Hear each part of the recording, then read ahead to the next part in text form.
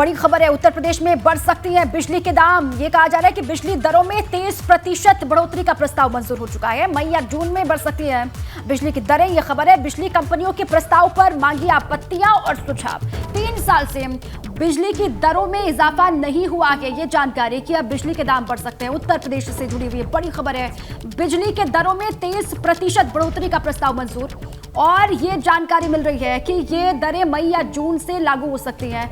ये दाम बढ़ सकते हैं मई या जून से। शैलेश हमारे साथ ही लगातार बने हुए। शैलेश, ये बिजली वाला झटका, करंट लगने वाला है यूपी के लोगों को?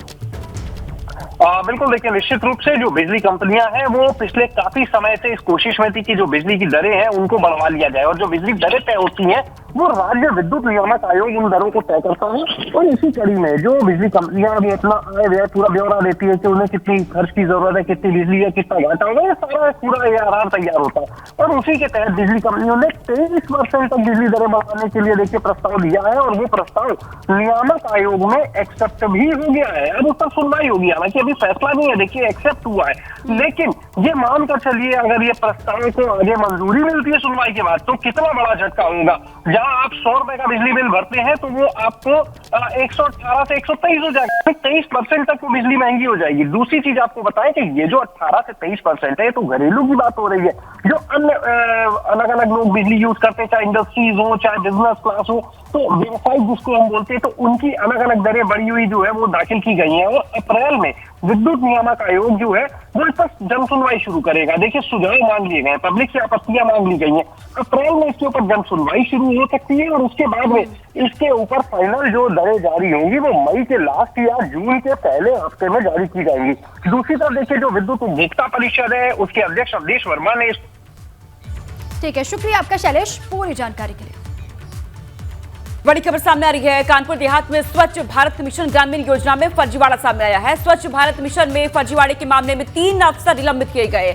अपर निदेशक पंचायती राज करेंगे मामले की जांच। निदेशक पंचायती राज के कानपुर देहात के डीएम सीडीओ से स्पष्टीकरण मांगा जाएगा। इस पूरे मामले में जो भी निलंबित किए गए हैं उनमें उप निदेशक कानपुर मंडल अभय कुमार शाही, तत्कालीन डीपीआरओ कानपुर देहात नमिता शरण, मौजूदा प्रभारी डीपीआरओ अभिलाष बापू शामिल है।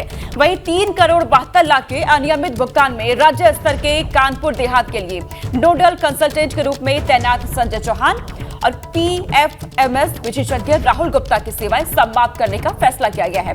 इस पूरे मामले में कानपुर के अकबरपुर थाना में एफआईआर दर्ज करा दी गई है, और इससे जुड़े कई और लोगों पर ये कार्रवाई अब की जाएगी। तो यहाँ पर ये फर्जीवाड़े का बड़ा मामला सामने आया है।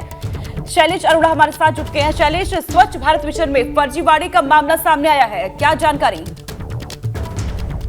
देखिए, इसमें अगर आपको हम बताएं कि कानपुर देहात में 2021-22 जो फाइनेंशियल ईयर था उसमें स्वच्छ भारत मिशन ग्रामीण के लिए जो सेकंड फेज था उसमें खुले में शौच मुक्त ग्राम में ठोस तरल अपशिष्ट जो प्रबंधन मैनेजमेंट होता है उसके निर्माण होने थे। इसके लिए 347 ग्राम पंचायतों को 6 करोड़ 13 लाख रुपए कैश क्रेडिट लिमिट जारी की गई थी। लेकिन इसी का जो इस्तेमाल किया गया इस लिमिट का, उसमें यह सामने आया कि बगैर काम कराए ही धनराशि जो थी वो वेंडर्स को, अलग अलग फर्म को जारी करके करीब 3 करोड़ 72 लाख रुपए गलत तरीके से निकाल दिए गए।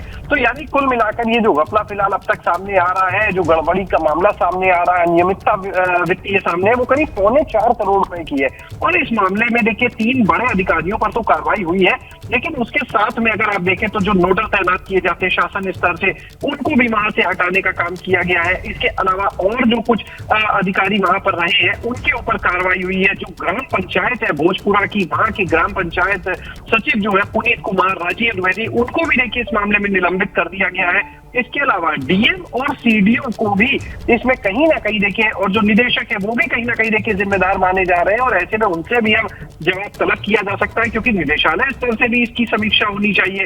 जिले में अगर देखें तो सीडीओ और डीएम की बड़ी भूमिका रहती है, क्योंकि जो डीएम होते हैं और समिति उपाध्यक्ष के रूप में सीडीओ इसमें पूरे मामले में रहते हैं, तो उन लोग की भूमिका जो है वो हो जाती है। और इसी तरह से बिल्कुल, अब यहाँ पर बड़ी कार्रवाई देखने को मिली है।